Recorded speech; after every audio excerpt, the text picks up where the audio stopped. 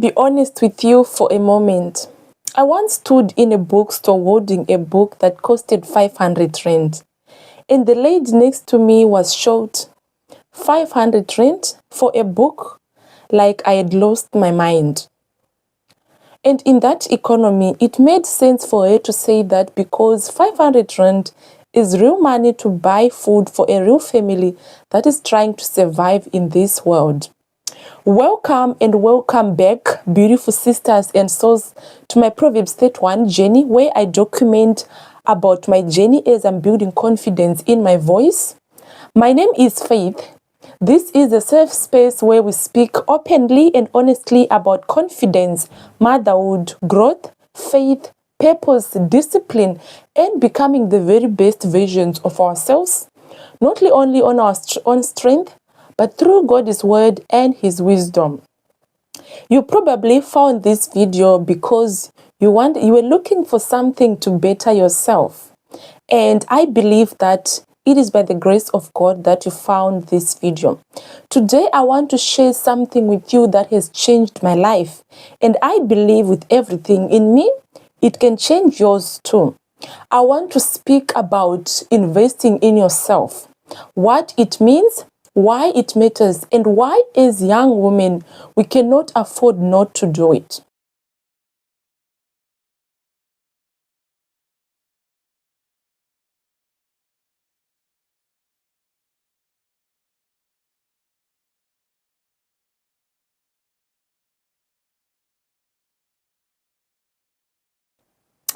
Let me take you back. Growing up, I was that shy girl, an introverted girl who always sits in the corner, both in primary school and in high school. I struggled to articulate what I felt. I struggled to express my ideas, my thoughts. And the worst part, I wanted to speak so bad. I would watch my other girls speaking in front of the crowd with so much confidence. And I would ask myself, why can't I be like them? What is really wrong with me? And like what many of us do, I buried that voice. I let it go. And for so many years, I carried that silent like weight. But one usual day, something happened. I was scrolling on YouTube and I found a video that spoke to my heart. And it was speaking about investing in yourself. And that's when I started buying books on communication, leadership, business, growth.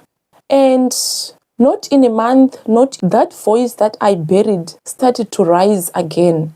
And I'm not yet where I want to be, but the journey so far has been nothing but inspiring, profound, and amazing. And I don't regret any single cent that I used investing in myself. Now, I want to speak to a young lady or a sister who's watching this video.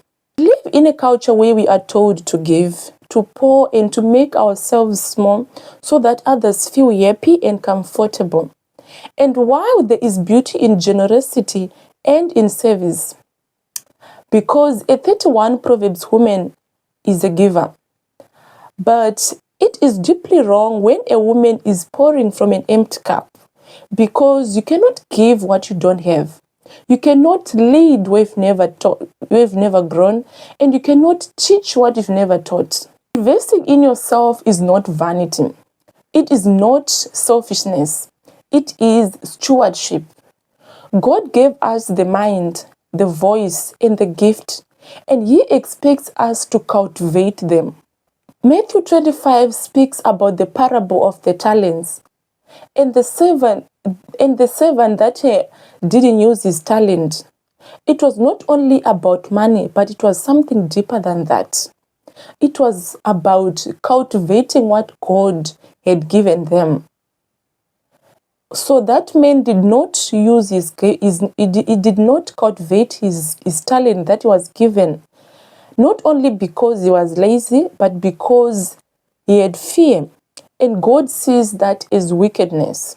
I want to ask you, sisters, how many of us are bearing our talents out of the opinion of others? Or maybe we think that we are not worthy investing in ourselves. Proverbs 4 verse 17 says, wisdom is the principal thing, and therefore get wisdom. And in all you're getting, get understand. You get it. That is an instruction. Wisdom does not fall from the sky to passive people. You invest in wisdom. You pursue it. And sometimes you need to pay money to become a wise person. Now, the lesson behind the 500 Rand book. Let's get back to that book. That woman who asked about the price. She was not wrong to consider the cost. We should always use our money wisely, especially in difficult times. But here is what I want you to understand. When you buy a book, you are not just buying a paper and ink. A book is someone's lifetime experience compressed into something which you can hold in your hands. When you buy a book, you are buying someone's years of trials, errors, wisdom, and breakthrough in exchange of your few hours of your time and your few rands. That 500 Rand book can teach you a skill which might generate income in the next future. That 500 Rand book can shift your mindset to open doors which you didn't know existed. It can also get you confidence to walk in the room and change your life. Now the question is never, can I afford to? It is, can I afford not to? I once listened to a podcast where a woman said something that stayed with me.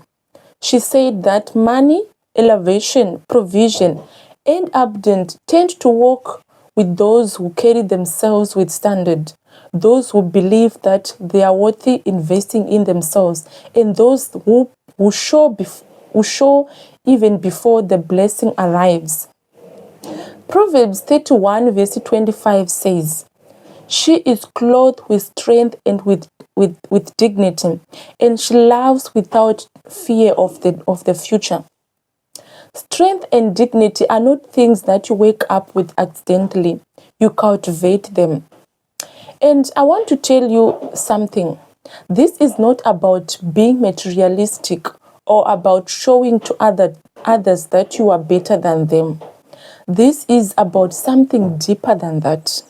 This is about the woman you are becoming, the woman who you are called to be by God. Genesis 1 verse 27 says, God created mankindness in his own image. And do you know what that means? It means that we carry the image of the creator of this universe. We carry creativity, intelligence, purpose, and wisdom in our DNA. So when you cultivate your talent, you are honoring his image in you.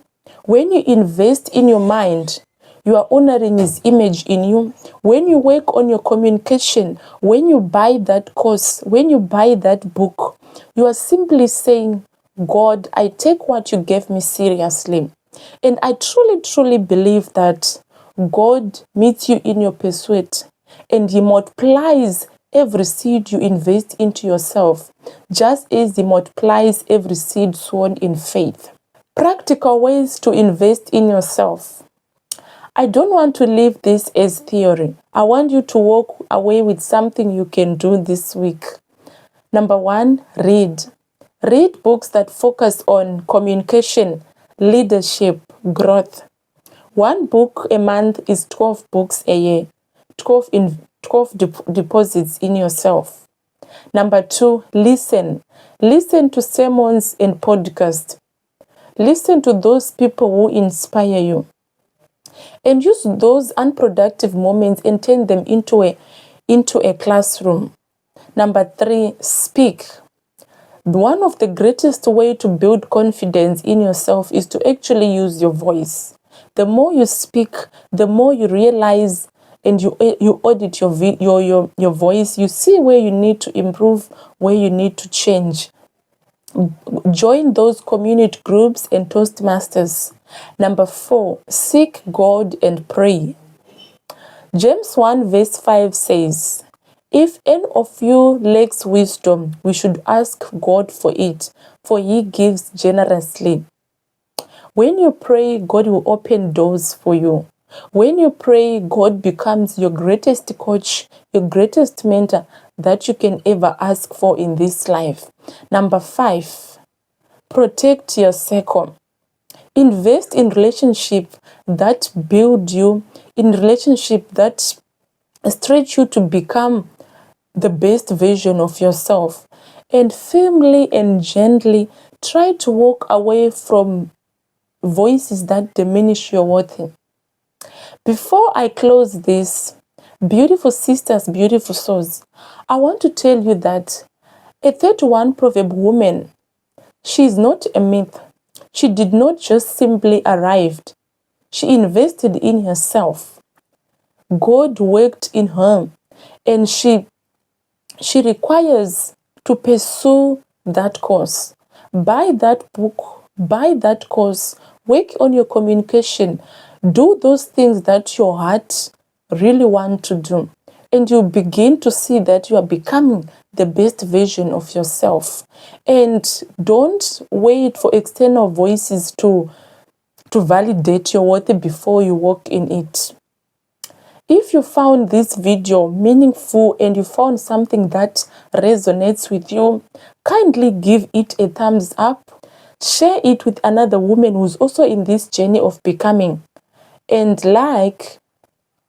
thank you so much for watching my video. I will see you in the next video. God bless you. Bye.